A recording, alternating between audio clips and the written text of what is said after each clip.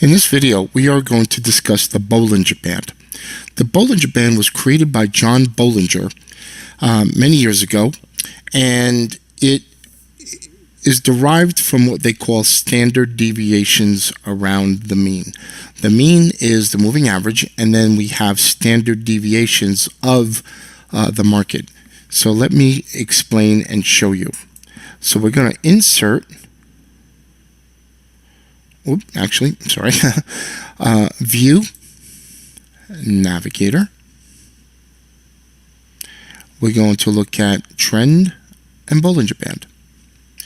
We're going to slide this over. And as we see here, Bollinger Band standard is 20 period. Standard deviations are 2. We're going to change this to black. So we're going to show you a few things that most people don't use. Okay, we have the hourly chart. A lot of times this is used on a smaller time frame. 15-minute hourly chart's okay.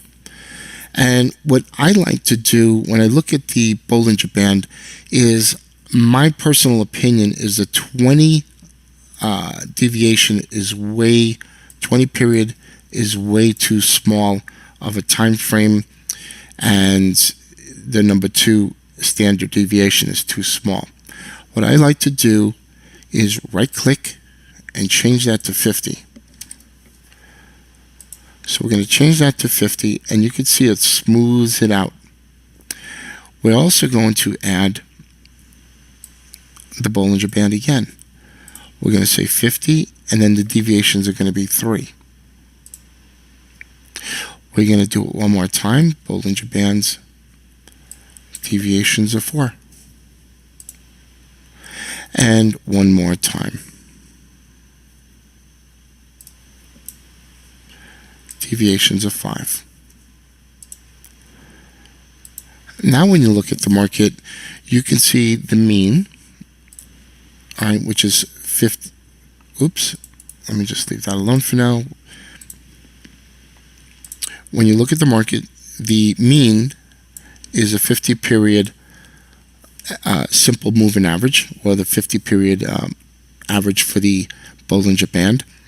And we look at 2 standard deviations, 3 standard deviations, 4 standard deviations, and 5 standard deviations away from the mean, both on the upside and the downside of the market. It tends to help when you're looking at trend.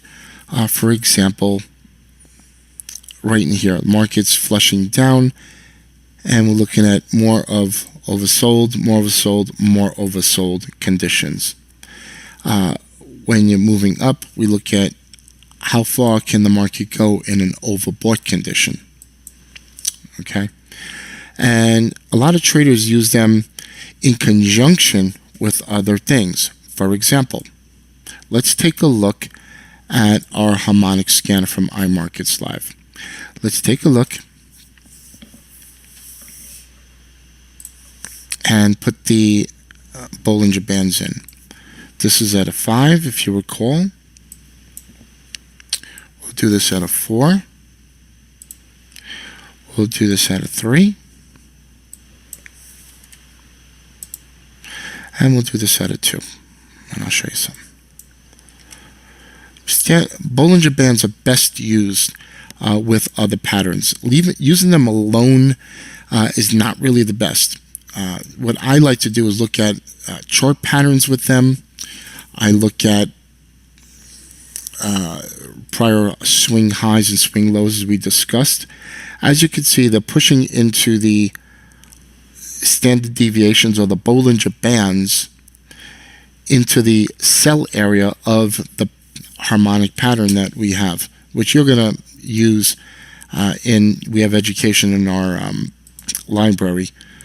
But when we look at the harmonic indicator, adding these standard deviations, these Bollinger Bands that come right around our entry zone, you can see how the Bollinger Bands tie into the entry zone and how they can become a value to you when you're working with other things. So for instance, EUR AUD, hourly 4, and we're looking at an entry area, and it's also in conjunction with the 3 standard deviations away from the mean meaning the moving average, and then 1 standard deviation, 2 standard deviations, 3, 4, 5, which are the Bollinger Band.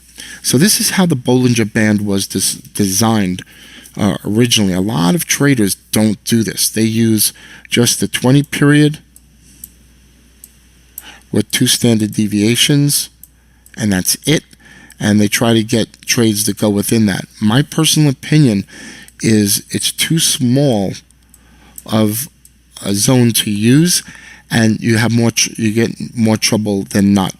I like to use them in conjunction with other things, and teaching you the Bollinger Bands to use it this way will keep you out of trouble and will help increase your profitability and success when you're trading.